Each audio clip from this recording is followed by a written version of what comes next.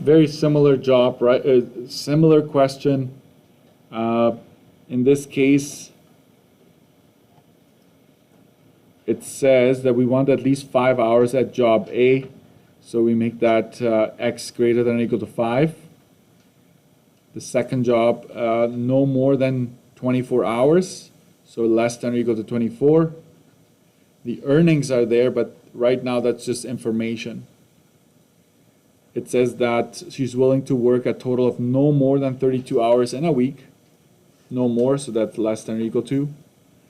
And she would like to earn at least $355 per week. So very similar to the question we've just done.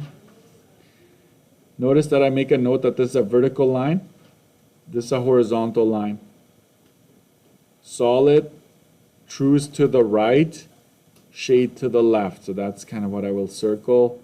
This one is a horizontal line, solid.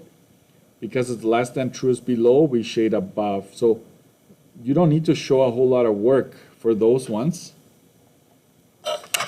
But if you look down here on the graph, this is what it would look like if you did it correctly. So I figure out the intercepts for this inequality. I rewrite it. I end up having the true region below, so I have to shade above that one.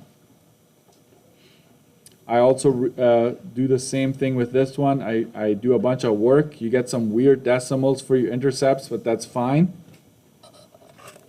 Look at how ugly this one looks when you rewrite it. It's a bit of a mess, right? But don't worry, you just type it in, use brackets. You're going to be fine. The true region is above. I end up shading below. Okay, so this diagonal line here I shade above. This diagonal line here I shade below. I shade to the left of the vertical.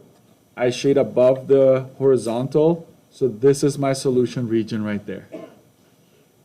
So by now you should have seen various different solution regions when you graphed it, right? They're all over the place. Sometimes they're touching the x-axis, sometimes it's touching the y-axis, it's all over the place. So there are 1, 2, 3, 4 points of intersections on this one. So that's quite a bit of work that you need to do there. Is it okay to have decimals in this case? Because x and y represent hours, it is okay to have decimals. It's not, it doesn't have to be whole numbers. So keep that in mind. The objective function that would tell you the total income per week is just, I call it I for income. So it's 1075 for hours at A, 1850 for hours at job B. That's the objective function.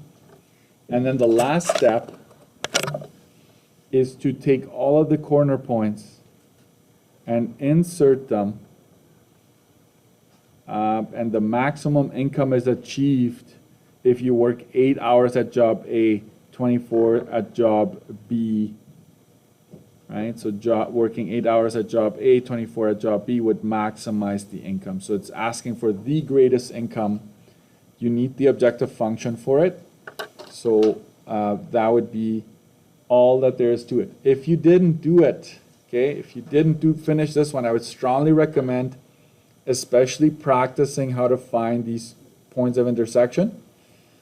Oops, you can't see that. Because you lose a lot of marks if this is all left blank, right? So 2, that's 3, that's another 2. So you're losing 5 marks, right? In total. So that'd be a lot that you would be losing on the test. All right? That's it. Use the